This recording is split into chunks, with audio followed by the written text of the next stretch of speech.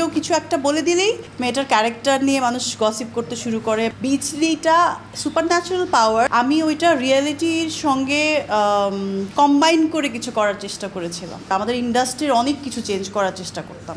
আমরা এখনো 100 বছরের থেকে বেশি পিছিয়ে আছি। এফডিসিতে আসলে অনেকদিন পরেই কাজ হলো, ভালো লাগছে। খুব বড় সুন্দর একটা সেটে, এটা একটা খোকন ভাইয়ের যে ছবিটা আমি করছি, বদিউল আলম খোকন ভাইয়ের তছনছ।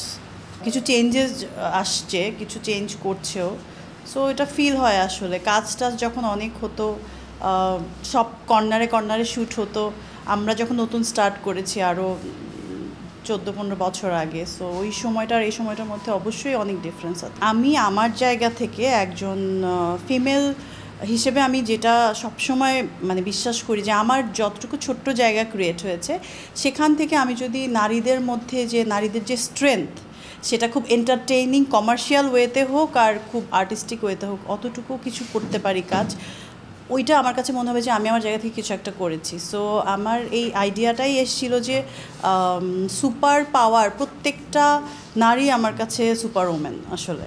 সো তারা আসলে ঘর সামলায়, বাইরেও কাজ করে, একজন মা হয়, ওয়াইফ হয়, তারপরেও তাদেরকে পোক করতে কেউ ছাড়ে না।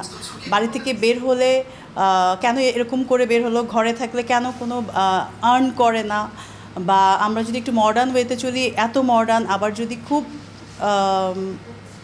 কনজারভেটিভ থাকি তখন বলবে যে ও এটা ঢং করতেছে।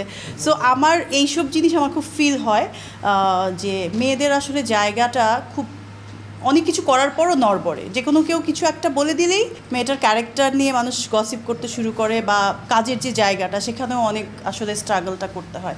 সো আমার বিচলি ছবিটার কথাই তো বলছো, বিচলিটা সুপারন্যাচুরাল পাওয়ার ওইটা ওর মধ্যে আসে, বাট আমি ওইটা রিয়েলিটির সঙ্গে কম্বাইন করে কিছু করার চেষ্টা করেছিলাম। অনেক কিছু করার ইচ্ছা, বাট প্রথমে আমাদের দেশে মানুষের জীবনের মূল্য যে খুবই অল্প, সেটা রোডে ঘাটে বের হলে দেখা যায়। মানে এদিক দিয়ে গাড়ি বেরোচ্ছে, ওদিক দিয়ে রিক্সা আসছে, ওদিক দিয়ে মানুষ দৌড়ে রোড পার হচ্ছে, এত অনিয়ম।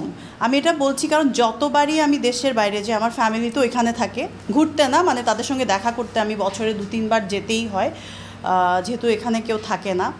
সো এখানে যাওয়ার পর 2-3 মাস থাকার পর এখানে আসতে মনে হয় আহারে, মানে আমরা এখনও 100 বছরের থেকে বেশি পিছিয়ে আছি। এটা খুবই কষ্টদায়ক। এটা চেঞ্জ করার চেষ্টা করতাম।